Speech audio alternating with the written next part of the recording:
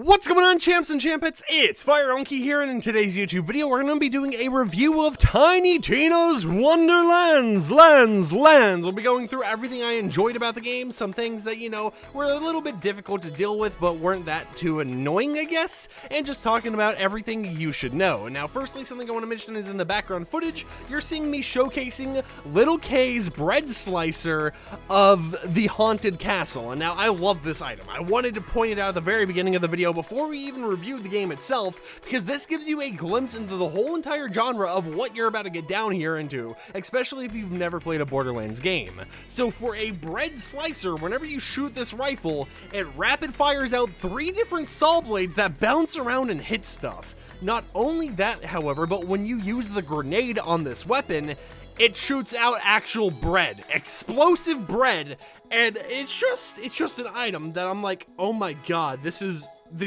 just hilarious. This is amazing. I have to use this just because it's so dumb, it's so stupid, but that's why it's so good. And I just wanted to point that out right away because it's just so amazing. But with that said, let's go ahead and talk about this game itself, starting with the campaign.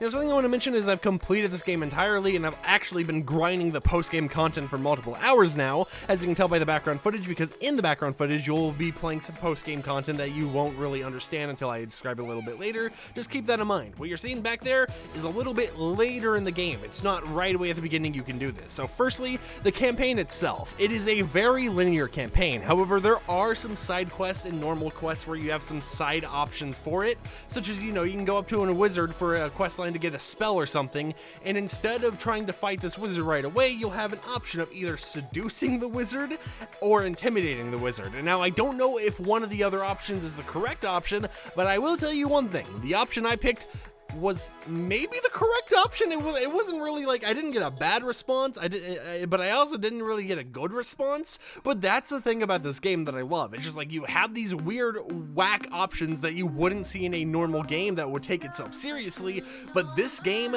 does it. This game's just like, you know what, we don't care, we're gonna put this in here because the developer liked it, we thought it was funny, so it stays in the game. And now this is something I should probably mention since we're talking about other games as well. A lot of people have been asking me, hey, do I need to know about Borderlands 1 or Borderlands 2 or even Borderlands 3 in order to understand what's going on in this game? And what I will tell you is, one, I had never even beat Borderlands 3. I didn't get very far in it at all. Around the time I started playing it, my Epic Games launcher had a lot of issues, so I just stopped really playing Borderlands 3 in its entirety. However, I do plan to go back in the near future, but what I will say is that all you're missing out on by playing the other Borderlands games is the Borderlands experience. You won't know the full knowledge of some of the characters in Wonderlands, such as Tiny Tina or Claptrap, but you don't need that knowledge to go into this game and have fun. Everything is in its own side land. None of the lore is meant to be connected to Borderlands at all. Maybe a few things that give you a little bit lore on Tiny Tina's personality, but when it comes to the actual gameplay itself, you can't even compare it to Borderlands, because this is Borderlands if Borderlands took itself less seriously, which is something I didn't even know was even possible for the Gearbox team to do. But yeah, with that said, I do really enjoy the campaign. I felt that it had a very nicely drawn out lore. It had a lot of nice side quests as well to go along with the campaign that felt intriguing to the point where it was like, hey, I can do all these side quests and I still feel like I'm progressing. Because here's the crazy thing about the side quests, right? You don't need these extra areas in the game, right? There's a lot of areas that you could just skip by gunning it through the main quest line, and all the characters and stuff scale based on your current level, so you could technically beat this game as a level 1, I assume, as long as actually, I don't know. It depends on how much XP you would get from the main bosses in the game, but you could do this at a very low level, beat the entire game. It's just not recommended. However, something interesting about the side quest is that, let's say you do one, right? You collect this side quest from a bounty board or something, and then you follow the character, you help them in their quest line. They will literally unlock entire new areas in the current world you're in that you wouldn't have gotten if you never did that quest line. You wouldn't have had access to this entire chunk of the map if you never talked to this specific person and followed them around for maybe 10 to 20 minutes. And that is something I super enjoy. It makes it feel like the side quests, while they're not needed, you almost want to do all of them so you can unlock all the different areas on all the maps to find all the lucky dices, which is one of their hidden collectibles, and just to see what else the world has to offer. So this game did a massive, just wonderful job when it came to putting together side quests and making them feel like they're normal quests that you need to do, while also not making it feel tedious where it's like, go over here, grab this thing, go over here, grab this thing, go over there, interact with that button, because even when they do those type of things, they have dialogue and stuff in there that makes it so unique that it doesn't even feel like a chore. It doesn't feel like a side quest at all. But with that said, I think I talked to you guys enough about side quests in the main storyline, and I think it's time to talk to you about one of my favorite parts, which is oddly enough something you unlock only after you beat the entire game, and that is Chaos Dungeons. That is what you guys were seeing in the background footage this entire time, and what a Chaos Dungeon is, it's basically a random encounter where you can get buffs, debuffs, all types of different things to change how this Chaos Dungeon works, but every single time you play it, you're getting rewarded with new weapons, because at the end of each run in these Chaos Dungeons, you can spend a currency called gems, which you unlock by killing monsters, doing side objectives, finding tons of stuff all over these different encounter worlds, and you can use those gems to get random items from a specific set you want. And by set, I don't mean like this manufacturer. What I mean is, let's say you need a new ward, which can increase how much shield you have, or you need a new magic spell, you want something that's super overpowered.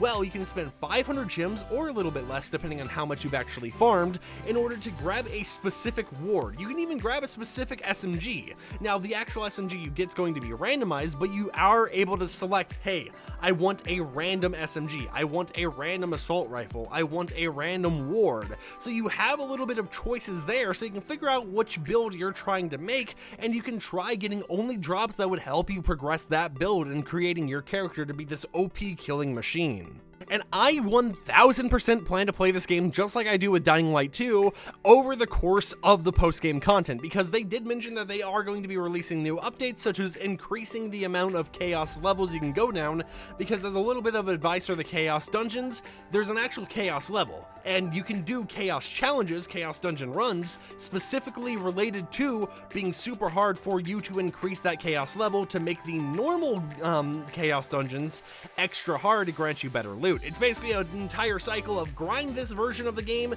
to get this version of the game to get this version of the game to get better stuff for the main version of the game, and it all just works so well. But one thing I do want to mention is, of course, one of my complaints, and while the main storyline itself isn't a complaint for me, while the main gameplay isn't even a complaint for me, the complaint I will say that this game has is a lot of crashing and frame issues, at least on PC. I have a 3070 GPU and an i9-10900K, yet in some specific areas, such as in the Zomboss boss fight, which is a very early on boss fight, I ended up having my frames drop a lot to the point where I was pausing the game to figure out if I had something running on my computer that was slowing it down, but no, everything else was fine. It was just Wonderlands having a weird frame drop issues.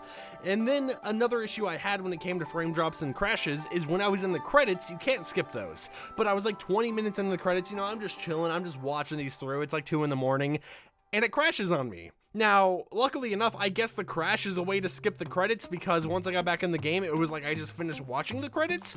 But yeah, there was just a random crash when I'm literally doing nothing and just sitting there staring at credits scrolling on screen. So it is something that they do have to fix, especially on PC, because if I'm having issues with it, I assume there's other people on PC having issues with it, but it is a very small issue. And I never really had any issues with the gameplay itself, except for a few times when my HUD would glitch out and I would just want to restart the game entirely, because it would just be like, hey, your reticle's gone. Hey, that little death timer where you have to get a kill to save your life before you fully die out, that's on your screen permanently, even though you're not down at all. Hey, your health? Yeah, it's just gonna say you're dead for some reason. There's those weird little glitches that don't break the game, but they're just weird, and that's the only thing that I can really say bad about this game, is those few instances where I've had issues. However, the whole entire game itself, overall, is a very solid experience, and I assume on consoles most of these issues are probably fixed, like the crashing ones.